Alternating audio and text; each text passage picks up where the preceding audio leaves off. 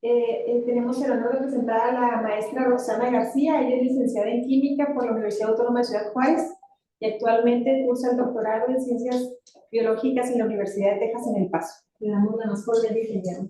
Gracias.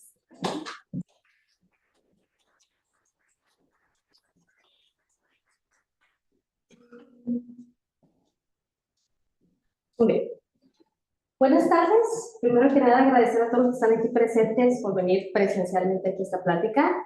Y también un agradecimiento a los organizadores y coordinadores de este evento, porque sinceramente yo tenía la intención de presentar esta investigación con la comunidad desde que se terminó, que fue a finales del año 2023, pero no había tenido la oportunidad hasta apenas ahora, así que agradezco mucho a los coordinadores que permitieron que esta presentación se ve en esta semana del agua de este año. Yo quise titular la presentación como "Lo que el agua esconde y el sistema ignora, parásitos resistentes, riesgo ocupacional y la deuda de salud pública por las mujeres rurales". Este proyecto de investigación se hizo en colaboración con la Junta Municipal de Agua y Saneamiento, bajo la supervisión de la maestra en Ciencias María Zulema Ponce Acosta, que en su momento era la jefa de laboratorio, y por parte de la que en su momento era la jefa de microbiología, quien es ahora la jefa de laboratorio actualmente, la licenciada Marta Tafoya. También para mencionar, no los tengo aquí puestos, pero igual merecen una mención, quienes fueron mis directores y codirectores de la tesis de licenciatura, la doctora Claudia Hernández y el doctor Sergio Calderón. Vamos poniéndonos un poquito en contexto. El agua residual. ¿Qué es el agua residual?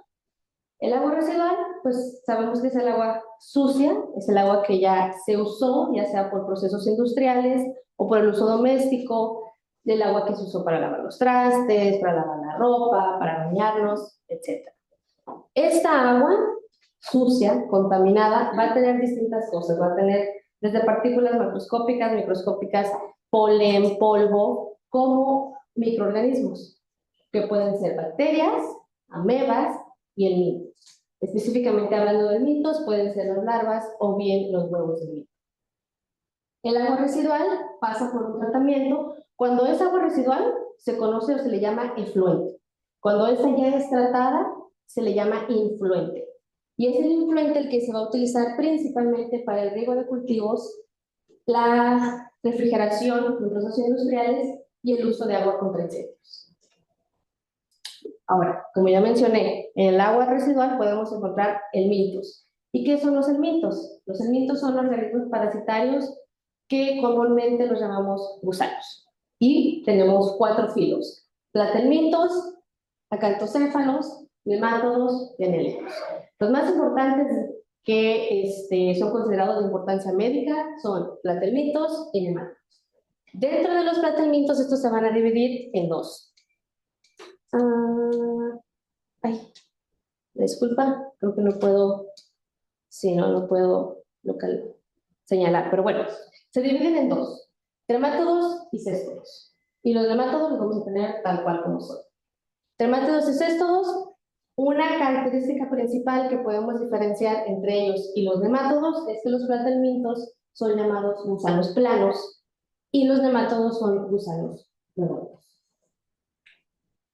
Su localización están presentes en distintos cuerpos de agua y también en el relieve terrestre. Cuando están presentes en el relieve terrestre son conocidos como geohelmintos. Y estos pueden parasitar muchísimos organismos, desde crustáceos, pescados, artrópodos, aves, hasta mamíferos como perros, gatos, vacas, cerdos, incluidos el ser humano. Yo en este esquema quise ponerlo específicamente para resaltar los ciclos de vida de los helmintos. Este es un ejemplo de un ciclo de vida indirecto y es el ciclo de vida de la especie Echinococcus granulosus. Y lo que podemos ver aquí es que tenemos 3 huéspedes: un huésped definitivo, un huésped intermediario y un huésped accidental. ¿Se dan cuenta? Tenemos 3 huéspedes. ¿Qué es lo que hace que sea un ciclo de vida indirecto? Justamente esto, que tiene distintos huéspedes, sean intermediarios o accidentales. En este caso, la infección comúnmente se da entre el huésped definitivo y el huésped intermediario, es decir, la oveja, el cerdo o el res se puede contaminar con heces del perro y el perro se puede contaminar con vísceras o heces de la oveja. Aquí, sin querer queriendo, entra el ser humano que puede contaminarse con las heces, ya sea por alimentos o hortalizas contaminadas o bien, por alguna razón, una contaminación directa con heces del perro o de la oveja. Los tremátodos de mayor importancia médica son todos estos, pero son los que están señalados en rojo, los que son de importancia médica aquí en México, que son Echinostoma revolotum, Fasciola hepática, Paragonimus mexicana. De los céstodos los vamos a dividir en dos, que son los pseudofilideos y los ciclofilideos. La diferencia entre estos es principalmente de carácter morfológico y de tipo de ciclo de vida. Los pseudofilideos tienen un ciclo de vida directo, por así decirlo, porque generalmente tienen entre 1 a 2 huéspedes, y los ciclofilideos tienen ciclos de vida indirectos porque tienen huéspedes intermediarios. Los de más importancia médica de los pseudofilideos son Diphyllobotrulatum, Diphyllobotrym pacifium, Spirometra mensonoides, y de los ciclofilideos tenemos a las tenias, Tenia solium, Tenia sagenata, Echinococcus granulosus, Diphyllidum caninum, Hymenoleucis diminuta y Hymenoleucis nana. Los nemátodos. Para los nemátodos aquí tenemos un caso especial porque son considerados parásitos cosmopólitas. Aproximadamente unas 200 especies pueden parasitar animales domésticos y unas 60 especies pueden parasitar al ser humano. Aquí en esta imagen estamos viendo una ascariasis ya grave, porque podemos ver que la niñita tiene su abdomen abultadito. Esto quiere decir que hay una ascariasis ya bastante prominente y la única forma de poder casi deshacernos de eso es abriendo la cavidad abdominal para retirar todos los parásitos que están dentro del intestino. Por lo tanto, los nemátodos son considerados como parásitos y fitopatógenos más extendidos en el mundo. Estos se pueden transmitir ya sea por ingesta de huevos o larvas o bien por vía transcutánea. Los más importantes de ingesta de huevos o larvas son Trichuris trichiura, Trichinella spiralis, Enterobius vermicularis y Ascaris vermicularis. Y los que se transmiten por vía transcutánea aquí en México, los únicos más importantes son Ancylostoma duodenale y Necalcor americanus. Ahora poniéndonos un poquito en contexto sobre el panorama entre el agua residual y los helmintos y la normativa aquí en México. La norma 001 ECOL del 96 determinaba y cuantificaba huevos de helminto en lodos, influentes y efluentes, y su metodología tenía un rendimiento del 90%. Se hizo una actualización, que es la NMX del 2012. Esta metodología no tiene un rendimiento registrado. Quiero que recuerden esto, que esta metodología no tiene un rendimiento registrado tal cual. No existen controles positivos y tampoco existe un reporte epidemiológico de qué tipos de huevos de helminto se encuentran en aguas residuales. A su vez, la Organización Mundial de la Salud, en conjunto con la norma mexicana de la Semarnat 2021, se establece que el límite máximo permisible de huevos de helminto encontrados en agua residual tratada, analizada, es nada más de un huevo por un litro de agua.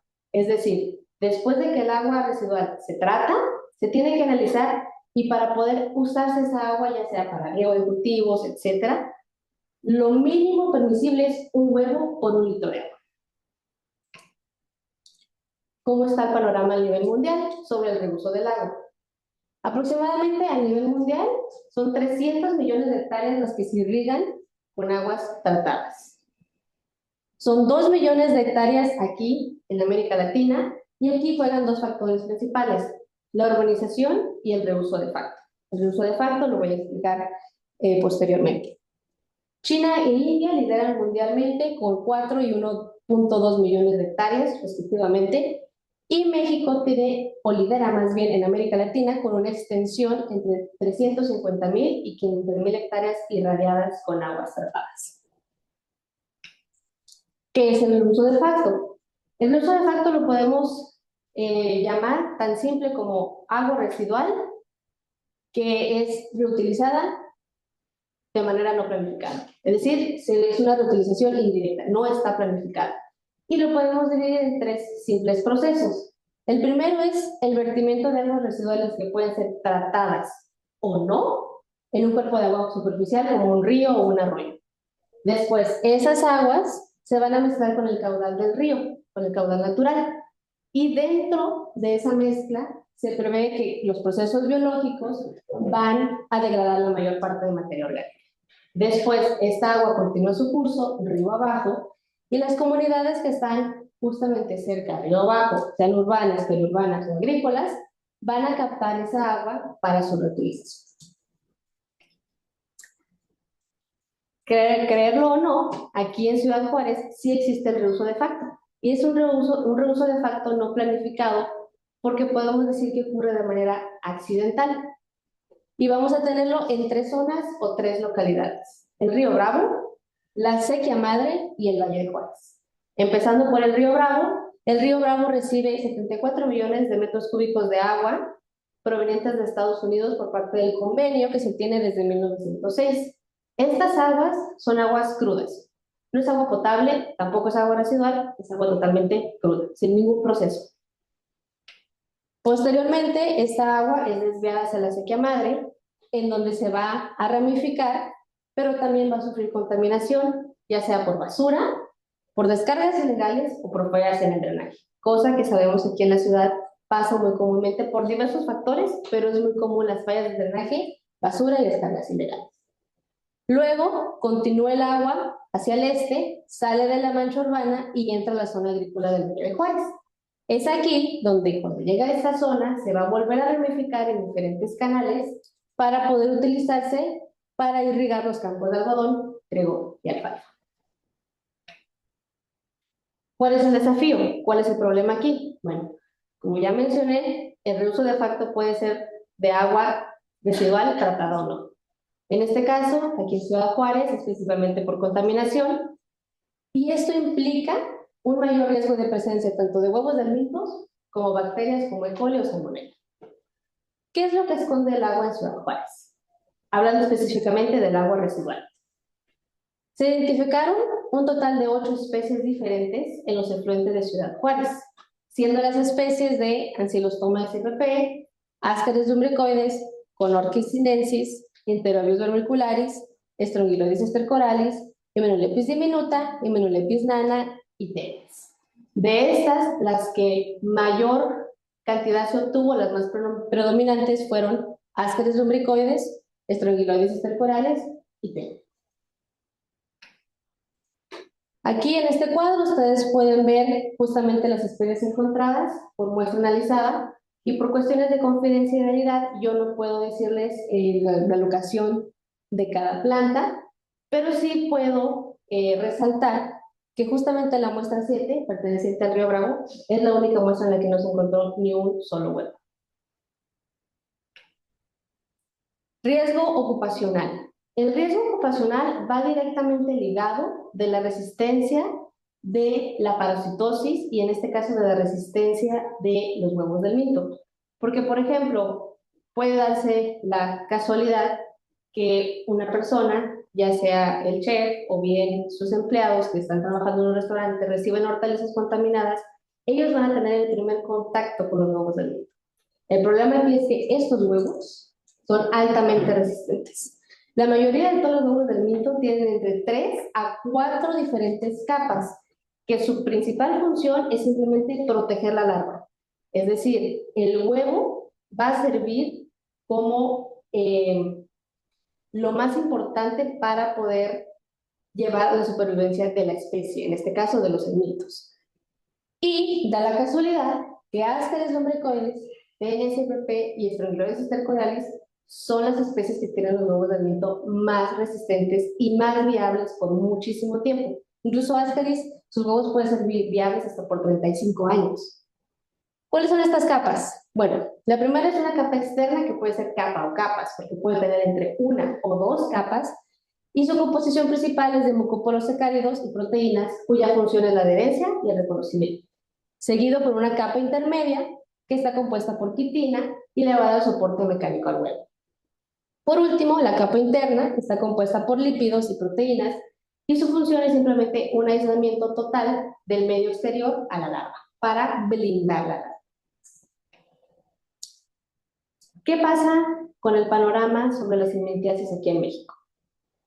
Primero que nada, si hablamos a nivel local, al nivel local no se tiene prácticamente nada de información, es nula.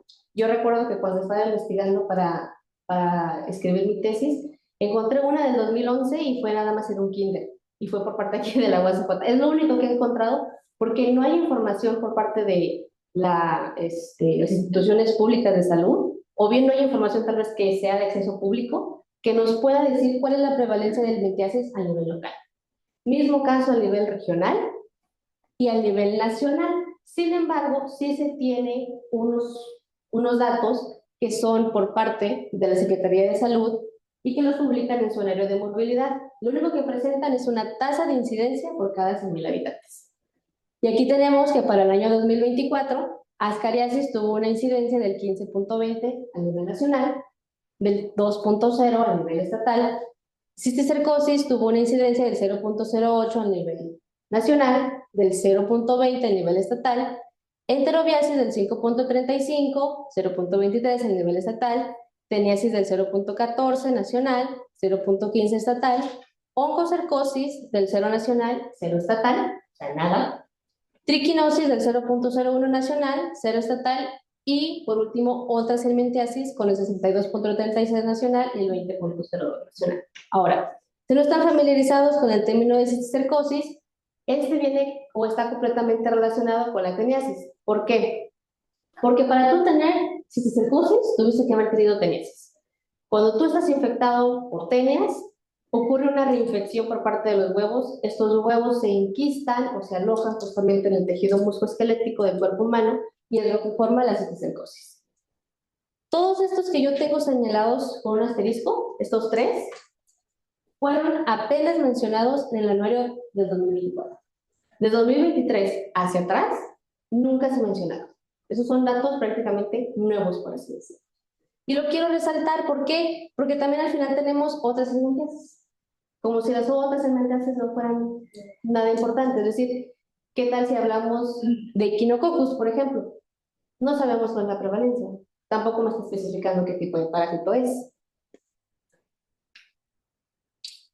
Hablando otra vez de la relación entre el agua residual y los huevos del mito, los datos recuperados entre el 98 al 2014 posicionaron a las helmintiasis en el 7º lugar dentro de las 10 principales causas de muerte en México. Supuestamente ahorita ya no está. Está dentro de las enfermedades tropicales desatendidas, pero ya no forma parte de las 10 principales causas de muerte. Hablando del agua residual, es muy común poder encontrar entre 6 a 98 huevos por litro de agua en agua residual. Pero si hablamos de zonas agrícolas, de zonas rurales, podemos encontrar entre 300 a 330 huevos por litro de agua residual. Y aquí quiero también resaltar que esta es información de este año, del 2026, y aquí todavía tenemos helmintiasis. Que recuerden que esto se refiere a todas aquellas helmintiasis que son, o más bien helmintos, perdón, que están dentro del relieve terrestre. Esto es muy común que pase sobre todo en niños, porque ¿quiénes son los que están jugando con la tierra? ¿Quién se come la tierra? Los niños. Por eso la primera imagen que puse de la niña, porque sí es muy común que países, y sobre todo en países en vías de desarrollo, los niños puedan desarrollar parasitosis muy elevadas. Ahora, cambiando un poquito de contexto y oyéndonos un poquito hablando del género, sobre las mujeres rurales, ¿quiénes son las que realizan las labores, hablando de la agricultura familiar en México? Las mujeres, porque no solo es la agricultura, sino también es que son cuidadoras del hogar, ¿no? Generalmente en zonas rurales son las mujeres las que recogen las hortalizas, las lavan, las cocinan, cuidan a sus hijos, etc. Son estas las que tienen principalmente un contacto prolongado de sus extremidades con agua y lodo por el lavado manual, cosecha de hortalizas bajas y deshierve o limpieza de canales. Y también son estas las que tienen el mayor porcentaje de participación en la agricultura familiar, pero aquí tenemos un problema que sinceramente sigue siendo parte de la cultura de nuestro país, que no es considerado como un trabajo formal tal cual, es simplemente una ayuda. Y esto es porque a nivel nacional y ya dejando a un lado la agricultura familiar, sino la agricultura a nivel nacional, siguen siendo los hombres quienes lideran la mayor fuerza laboral. Igual, hablando de la división sexual del trabajo, mismo caso, como ya lo comenté, son los hombres que tienen la mayor fuerza laboral, son los hombres a quienes se les paga más, pero igual dentro de la agricultura familiar es la mujer la que está en contacto directo cuando hace la cosecha, cuando los lava y cuando los cocina. Y como ya mencioné, los huevos del Minto son unos huevos altamente resistentes, o sea, resisten temperaturas altas, temperaturas muy bajas, procesos industriales, la cloración, son muy resistentes. Y esto lo que nos lleva es a que, tristemente, estas mujeres que trabajan en el campo constituyen una amenaza directa a su propio hogar, porque va a ser un foco de infección que va a propagar la misma enfermedad dentro de su propio hogar. ¿Cuáles son las soluciones? Estas son posibles soluciones y claro, pueden haber muchas otras más y todo esto depende desde el punto de vista en que lo queramos ver, pero si nos vamos directamente nada más hablando de la prevalencia de mentiasis, tenemos un problema. Un problema en las instituciones públicas porque no se les exige que tengan un registro, un control epidemiológico tal cual de las mentiasis que hay. Por ejemplo, aquí en México todavía está muy arraigado la cultura de que hay que desparasitarnos cada año, sí, cada 6 meses, ¿sí o no? Sí. Y que cuando te desparasitas, no es nada más tú, es toda tu familia y hasta los perros y limpias cobijas y todo, ¿verdad? Sí. Muchos de los medicamentos antiparasitarios suelen ser tóxicos, de hecho. Y cuando hablamos de que una persona ya tiene cierta parasitosis, las dosis se tienen que elevar, porque ya no es una dosis preventiva, ya es una dosis para atacar al parásito. Y esto todavía daña más al cuerpo. ¿Qué es lo ideal? Lo ideal es que si se sospecha, vas con el médico. El médico te tiene que mandar a hacer un examen corporológico y de ahí ver realmente qué tipo de mito tienes y si es recomendable un medicamento antiparasitario o alguna otra medida farmacológica. Eso es lo ideal. ¿Pero qué pasa realmente aquí? Cada 6 meses hay que desparasitarse, exactamente. O también me ha tocado, mi padre es médico y me ha tocado, pues, anécdotas que él me ha contado, de que muchos médicos dicen, bueno, sí, se sospecha que es una parasitosis, pero no te preocupes, cómprate tu antiparasitario, que hasta sirve para todo, porque no es nada más para el mitos, es también para amebas, o sea, todo de una vez. Barre con todo. Barre con todo, exactamente. Hasta con la flora. Y justamente se hace de prevención, pero esto no es lo ideal, porque tanto te puedes dañar a ti mismo, como puede que ni siquiera te vaya a funcionar. Entonces, lo ideal es priorizar la vigilancia, el diagnóstico y el tratamiento de todas las enfermedades en México, porque también, ok, sí tienen pues estadísticas de algunas, pero muchas otras, aunque sean invisibles, sí son importantes, porque su prevalencia es altísima. O sea, un huevo, nuevamente, si nos regresamos a la normatividad, ¿cuál es lo máximo permisible? Un huevo nada más, un huevo por un litro. Mírense. O sea, son altamente resistentes y su propagación es rápida y ni cuenta te das realmente, porque ya cuando te das cuenta que tienes una parasitosis es porque o estás expulsando huevos o porque ya estás grave en el hospital. Segundo, reducir el reuso de facto en México. No es caso aislado aquí en Juárez. En muchas otras localidades sí existe aquí en México el reuso de facto y sobre todo de aguas tratadas, perdón, de aguas residuales no tratadas. Aquí en México, perdón, aquí en Ciudad Juárez tenemos nuestras plantas de tratamiento de aguas, ¿verdad? Se hace la recolección, se hace el tratamiento y luego ya se canaliza para su reuso. El reuso de facto aquí en Ciudad Juárez es accidental. ¿Por qué? Porque pues es por fallas en el drenaje o por contaminación. Pero sí hay partes en México donde el reuso de facto es el cual directo. O sea, el agua tratada, perdón, el agua no tratada se vierte directo a los canales de agua, a los caudales de agua natural. Y de ahí se deja que pues, la naturaleza haga lo suyo. Pero nuevamente, ¿qué tanto no hay en esas aguas residuales, verdad? Y por último, la optimización de las metodologías para la identificación de huevos del Minto en influencers. Esto formó parte de mi trabajo durante mi trabajo aquí en la elaboración de la tesis, mi proyecto de investigación, y todavía continúa. ¿Por qué? Porque la normatividad todavía no se actualiza. La última actualización fue del 2012 y, como mencioné, no tiene un rendimiento registrado. ¿Cuál es el problema aquí? Bueno, yo trato el agua, pero yo cómo sé si esa metodología realmente está funcionando, y cuando yo hago el análisis de ese agua, estoy obteniendo los huevos que debo obtener. ¿Qué tal si realmente digo, no, pues si nada más tiene uno o ninguno? Y peligro que tiene más de 5 o más de 6 diferentes especies. No se sabe. Es una metodología que sí, si bien se conservó más o menos de la anterior, sí tuvo cambios, pero no están medidos esos cambios para ver qué tanto rendimiento nos puede dar y qué tanta seguridad nos va a dar de que esa agua ya tratada sí está lista para su reuso.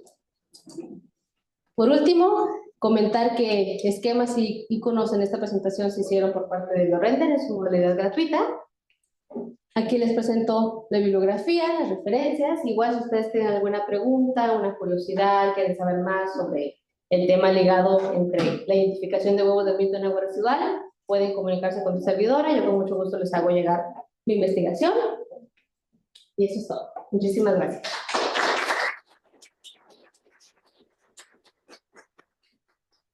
Gracias. Aparte de los eventos y los organismos que se puedan, ¿hay algunos otros más que puedan estar en el agua? ¿Te refieres aparte de los huevos del mito? O sea, aparte de los helmintos, o otro tipo de mito. Es que prácticamente todo aquel elemento que parasite animales o el ser humano puede estar presente en agua residual. Todo aquel. Y si tan solo de nemátodos son solamente 60 especies para el ser humano y 200 para animales domésticos. Aquí juega un papel sobre el ambiente para saber cuáles más prevalecen en esta zona y cuáles no. Es por decir, si me regreso a hay unos que están más prevalentes en el sur por las condiciones tropicales que hay ahí, y otros que están más prevalentes aquí en el norte. ¿Eso responde todo? Yo preguntaba porque son más elementos en la...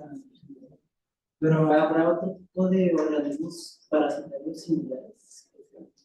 Parasitarios similares aparte del mitos, nada más amebas. Las amebas también son posibles de encontrarlas en aguas residuales, justamente porque muchas de ellas viven incluso o necesitan el agua para poder completar su ciclo. Incluso en las albercas. Había escuchado que por ahí de 2017 hubo un caso de una infección que come cerebros. La ameba como si es... Neisseria... Neisseria algo así. No me acuerdo muy bien del nombre, pero sí, justamente el problema de esa es que le gusta mucho a las aguas termales. Y se dio el caso, de hecho fue mi ex tutora de la tesis, la doctora Claudia, quien estaba investigando eso aquí en Ciudad Juárez, porque incluso se piensa que puede ser que en las propias albercas, justamente porque están climatizadas, prevalezca la ameba ahí. ¿Alguna otra pregunta? Sí. Aquí en lo que viene siendo todo Chihuahua, ¿cuál es el mito más común? Ascaris. La ascariosis, que es Ascaris lumbricoides, es la más común. De ahí le sigue las tenias, porque tenemos tanto Tenia saginata como Tenia solium. Y eso es sobre todo por el consumo de carne, porque aquí en el norte somos muy consumidores de carne. Y a mucha gente le encanta la carne término medio, término 3/4, y ahí ocurre el riesgo principal de infección de las tenias.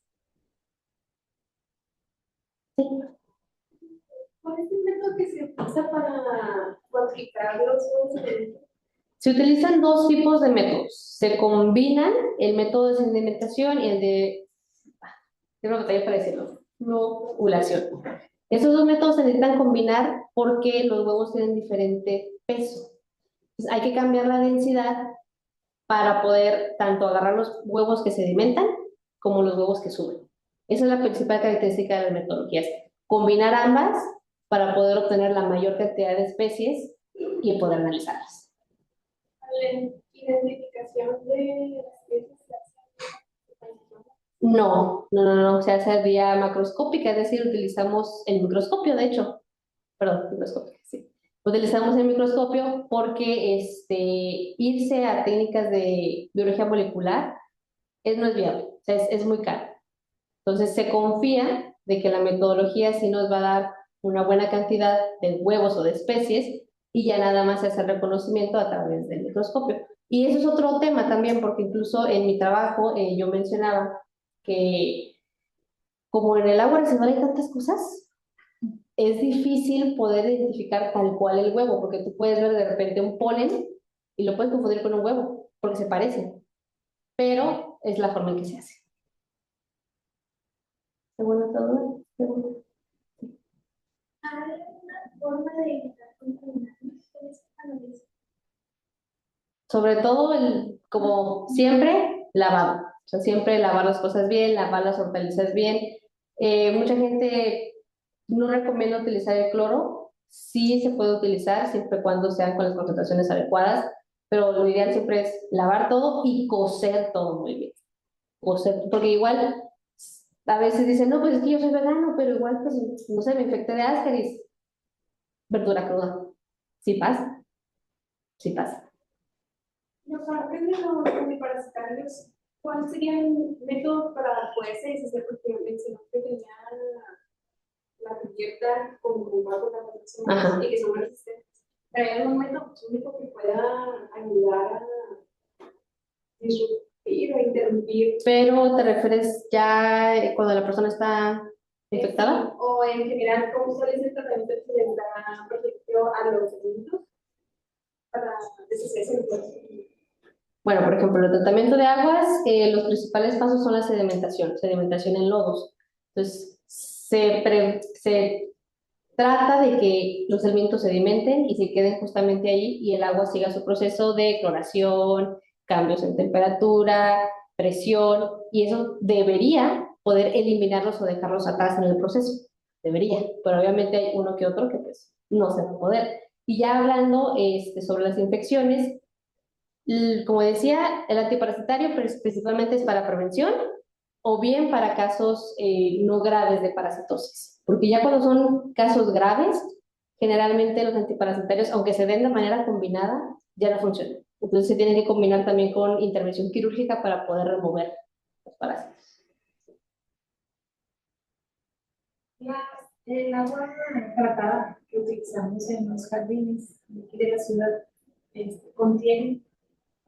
Se supone que no, porque no, la Junta Municipal de Aguas está certificada por la EPA y se rige bajo la normatividad de que tiene que ser nada más un huevo por un litro de agua.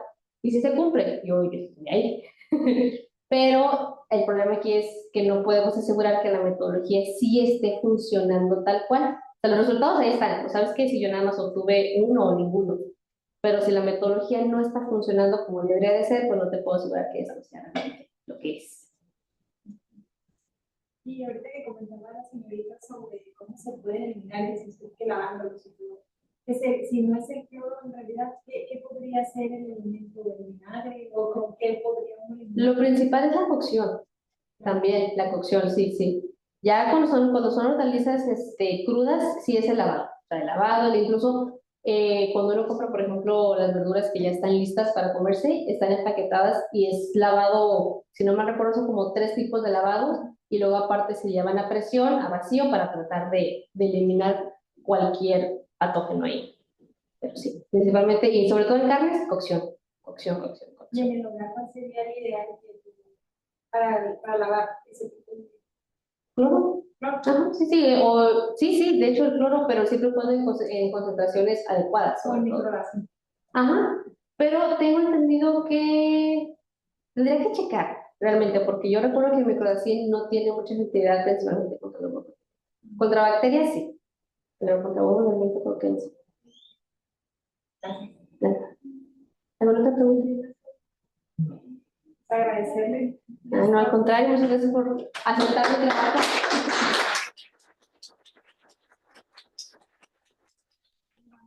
Llega su constancia al correo porque le emite de YouTube y queda como una carta oficial. Ok, sí, perfecto. Muchísimas Muchas gracias. Gracias.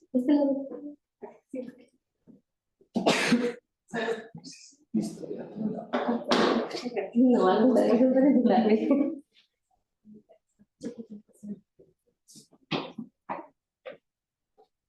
Gracias, jóvenes, por su asistencia. Gracias. Nos esperamos mañana a las 9.